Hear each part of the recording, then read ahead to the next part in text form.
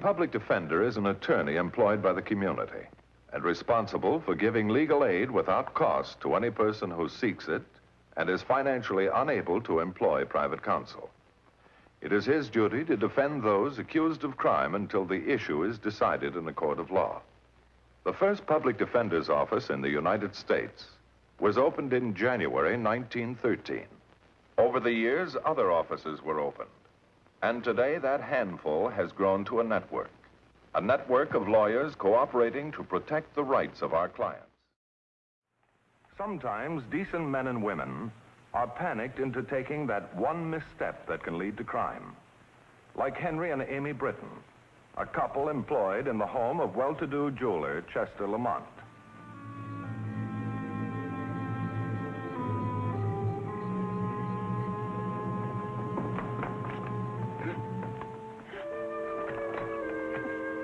All right, hand it out.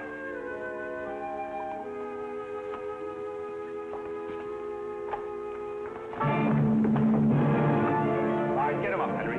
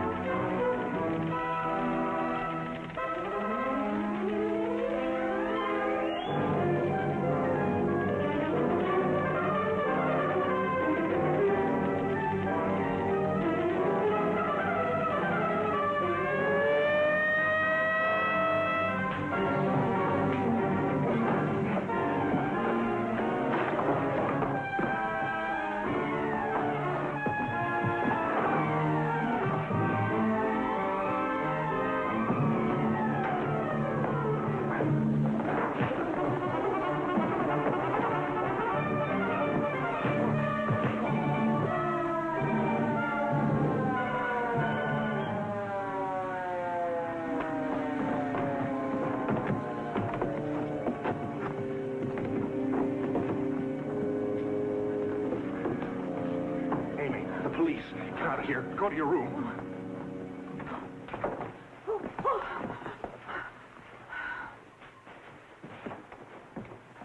Henry, how did they get in here? He had a gun. Gun? Are you kidding? This was an inside job. Sure it was. The three of us were in prison together. That's right. How do you think we got the combination to the safe? Did this man have a combination to your safe, Mr. Lamont? I'm afraid he did, Sergeant. I gave it to him several months ago. Come on, you.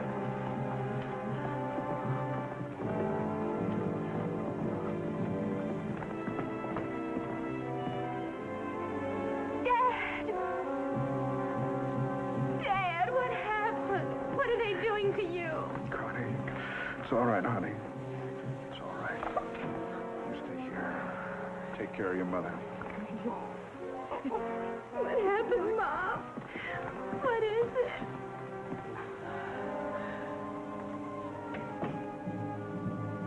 Several days later, when Henry Britton was arraigned by the court and found to be without funds, I was appointed to represent him.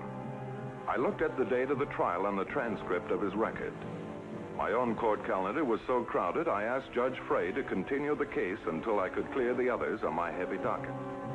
I thanked the judge and left without delay to interview my new client. In my first conference with him, I was impressed with his honesty and sincerity. Believe me, Mr. Matthews, it was no inside job, but prove it. I intend to prove it, Mr. Britton, but I need your help in getting my facts straight. Yeah, facts. It's just my word against the two of them. You first knew them in prison. Yeah, prison. Fool I was. Convinced myself I wasn't stealing the money, just borrowing it. Borrowing it? Yeah, it was for the kid. My daughter, Connie. It seems like everything we've ever worked for or got's been for her. We idolize her. So you committed larceny? That's the way it worked out. You see, Connie was just starting to grow up, and we wanted to put her in a school, a private one, a good one. Well, first off, the school was filled. Then suddenly some kid couldn't go, and they notified us. Well, it was one of those places where you have to have the full tuition in advance, and I didn't have that much money. But I paid it back, Mr. Matthews. Believe me, I did. It's so much a week. Now, neither your daughter or Mr. Lamont knew that you had served time?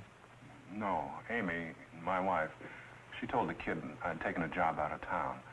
And since Connie was away at school herself, she didn't question. That's when Amy first went to work for Mr. Lamont. And when you got out, he hired you, too? Yes. And he's a wonderful man, Mr. Matthews, believe me. And how did you ever get mixed up with Vic Sampson and Bunky Pollard again after being out 6 years? Well, it all happened last Thursday. Amy was in the library, and I'd just come in from tending the garden.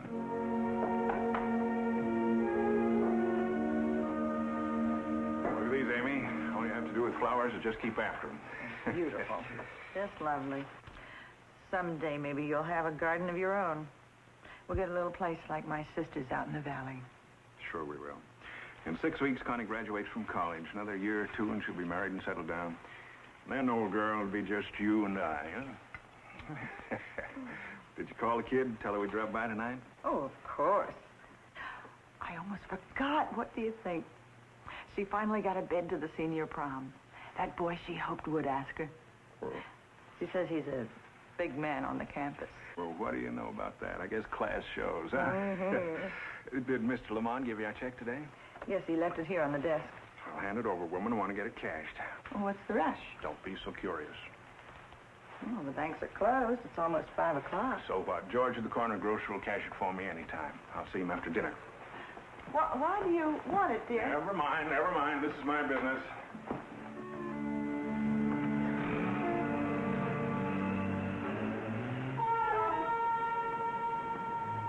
Well, Henry, imagine meeting you here.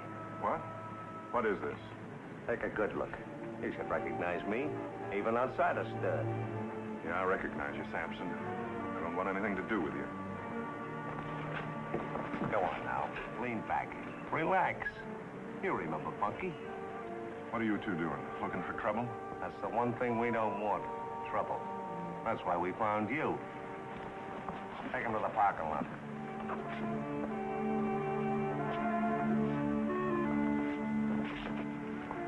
What do you want?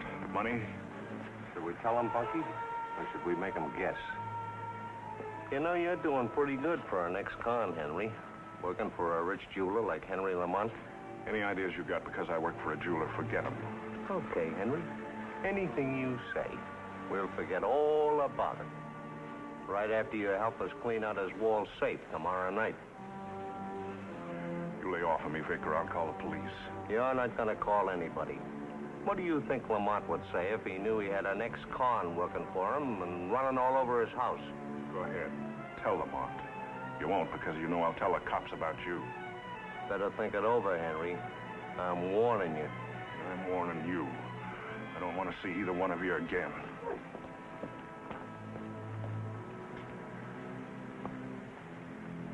Think you're gonna let him roust us around like that? No, I'm not, Bunky. Maybe the jerk isn't afraid of Lamont, but I'm not giving up. If one thing don't spring him, something else will. And I'm gonna find out what that something else is.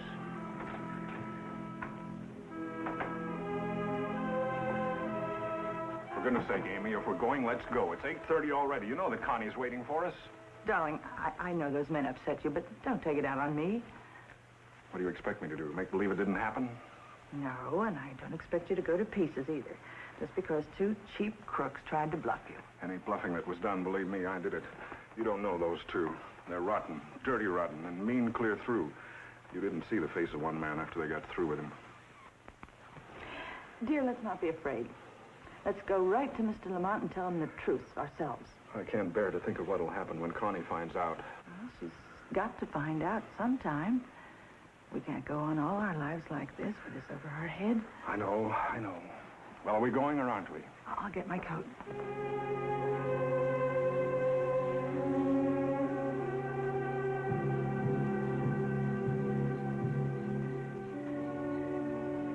Honest, he's the best looking thing. Sort of reminds me of you, Daddy. Listen to that, will you? What'd you say his name is again? Frank Lloyd Robertson, Jr. Do you think it might be serious, dear? Well, I haven't met anyone I liked better. Oh, I guess Frank's sort of special. The real McCoy. Well, that's great, honey. Just great. And how does your Frank feel about it? I wouldn't know, but he did ask me to the prom. Well, you'll want to make a good impression, and Mother and I'd like to help a little. So we'd like you to take this money and buy a new dress for the dance. Oh. Now, listen, Dad, I don't need it. I've got a good dress. Honey, how many of your sorority sisters are going to this prom? Oh, I don't know. 10, 12, maybe. And how many of them will have a new dress? Most of them, I guess. Well, you're going to have one, too. Dad, Mom, please, you've done enough. I just won't let you sacrifice one more thing for me. Darling, it's never been a sacrifice. Never. You know who needs a new dress, don't you? You've had that suit as long as I've been in college. It's all right. We don't go many places. Well, you should. Both of you. When were you last to a show? A movie? Honey, if we wanted to go to shows or nightclubs or take a trip, we would. That sort of thing just doesn't happen to appeal to us, that's all. You see, dear, it's our pleasure to see that you have everything you need and everything to make you happy. Is it asking too much that we should want to be proud of you? Oh, Dad. Mom, I'll never be able to. Oh, well, we've got to be going, darling. Goodbye, Mom. Goodbye, my pet. Yep, my turn. Have a good time at prom Okay. now. We want to meet this young man here someday. Thanks for the money. Bye, darling.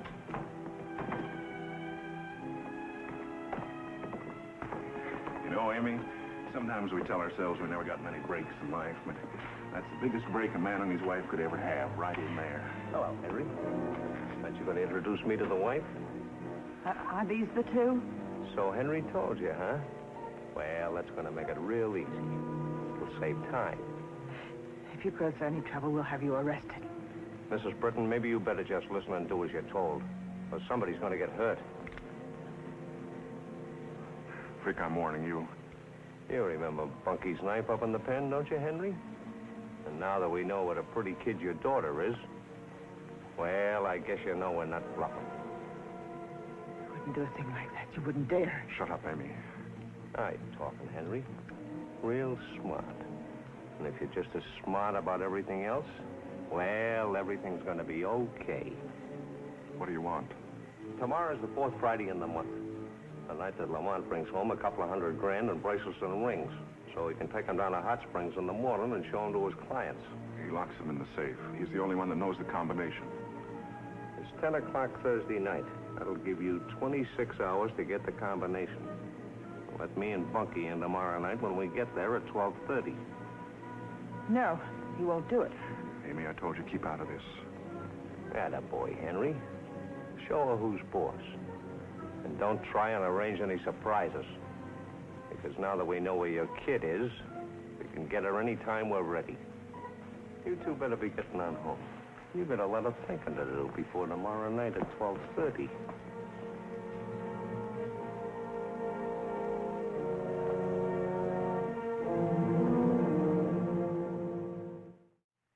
Then you did let them in Friday night, and you opened the safe for them. It's like I told you and the police and everybody 100 times. Vic had a gun in my back. I had to open the safe for him. But as you also said, it's your word against the two of them. Sure. But what more can I tell you? Well, I was hoping there would be a little more. For example, the police found no gun. Blame them, not me. And then your daughter coming there in the middle of the night. Don't you think that calls for some explanation? I've told you everything I know. I don't think you can do anything more for me. I guess I just haven't got a chance. It seemed reasonable to assume there was something more which might help Henry Britton. But since I couldn't learn it from him, I decided to go out to see his daughter. It isn't often a public defender gets into a fashionable sorority house. That is, on county business. But I did. And I found Connie Britton every bit as attractive as her father had said she was. At first she was reluctant, but she finally told me just how she happened to go to the Lamont house at that hour of the morning. One aspect of the Britton case had me completely puzzled. He claimed he was held up at gunpoint, yet no gun was found at the scene of the crime. I questioned him again, but he still insisted that Vic Sampson had forced him with a gun to open the safe. The arresting officer was just as insistent. Both his department and the fingerprint men had made a thorough search of the premises and found no evidence whatever of a gun. Confronted with this problem, I decided to call on Mrs. Britton and get her version of the story. Whatever Henry told you, that's the truth. And that's every bit I know, Mr. Matthews. Except I have a feeling that your husband didn't tell me everything. What do you mean, everything? Well, things like your daughter told me about a phone call from you that got her out of bed in the middle of the night. All right, Mr. Matthews, what do you want to know? The truth, Mrs. Britton, exactly as it happened.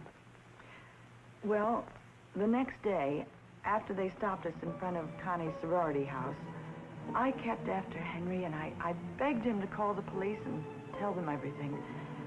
But it didn't do much good. He just kept telling me that he knew what he was doing. And, well, that night, he wasn't in our room. It was about 11:30. Well, I found him here, by the fire here.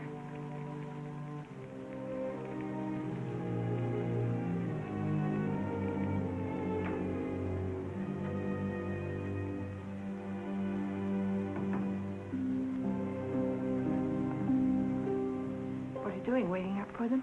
What else can I do? What else? Did you ever think of doing what's right? What is right, Amy? What's right for one person's wrong for another.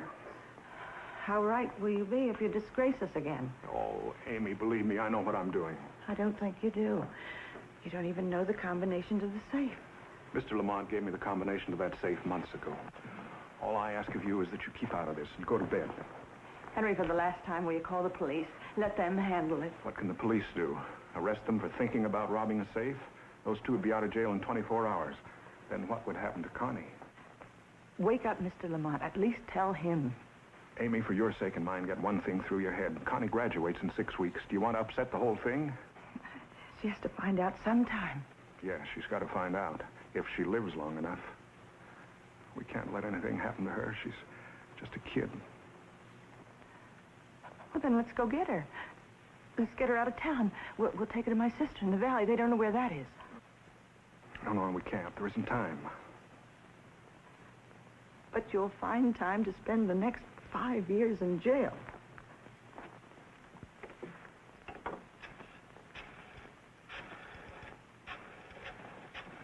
Amy, please don't call them. Leave me alone or I will call the police. Hello? Hello?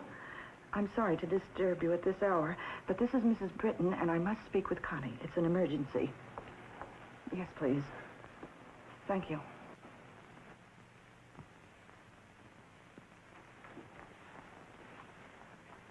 Hello? Connie, darling, now just listen to me. Mom, are you all right? Connie, don't interrupt. Just listen. Now get dressed. Pack enough for a few days. Your father and I will be over to pick you up in 20 minutes. But, Mother, what's happened? Darling, don't say any more. I'll explain everything when I see you. All right, Mother. Amy, this is crazy. We'll never get away with it. Yes, we will. But we haven't time, I tell you. All right, then let me go and I'll get Connie. You can't go driving around town this time of night. All right, then come with me. But please, they'll be here any minute. We've still got a chance.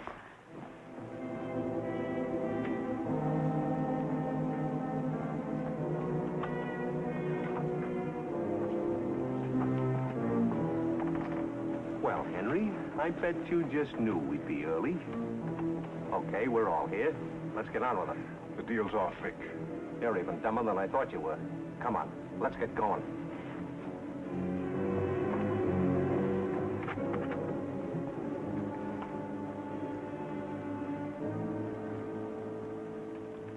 All right, where's the safe? He told you he's not going through with it. It's up to you if anybody gets hurt tonight and how many. I couldn't get the combination. I'd believe that if we hadn't been standing outside those windows and heard everything you said. Your missus was such a help.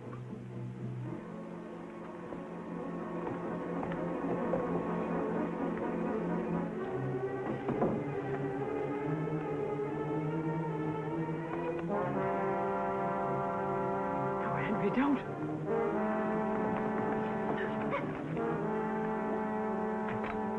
All right, hand it out.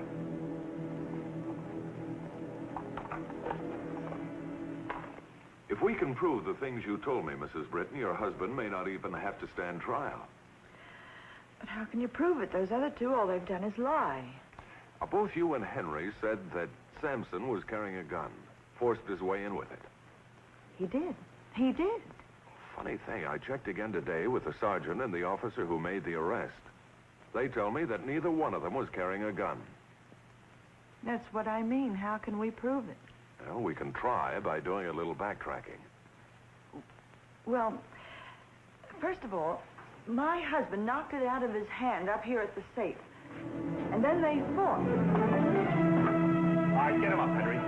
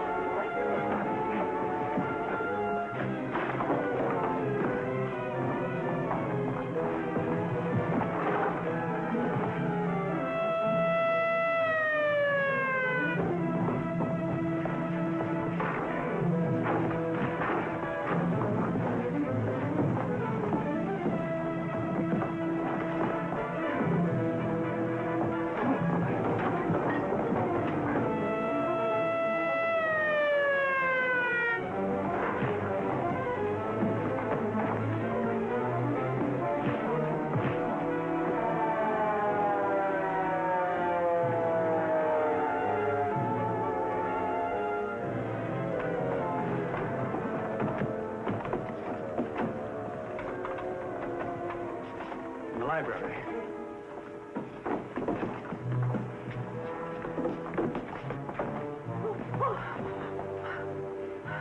They fought all the way down here to the fireplace.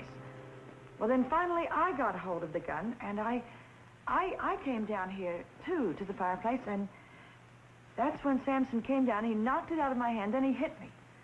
And that's all I remember until the police came.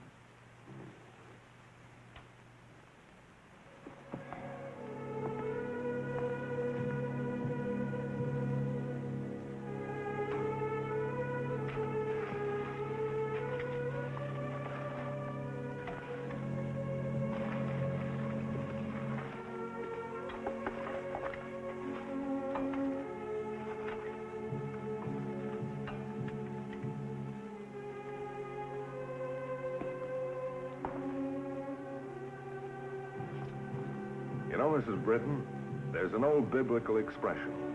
The truth shall make you free. Vic Sampson and Bunky Polidare are back in jail. They'll be there 10 years from now. Henry and Amy Britton are still fixtures in the Chester Lamont household, but now they have some additional responsibilities, being proud grandparents to Frank Lloyd Robertson III. The case you have just seen was brought to a fair and just conclusion through the efforts of a public defender. Tonight, Philip Morris salutes public defender John Locke, Tulare County, Visalia, California, and his staff for outstanding achievement in the cause of justice.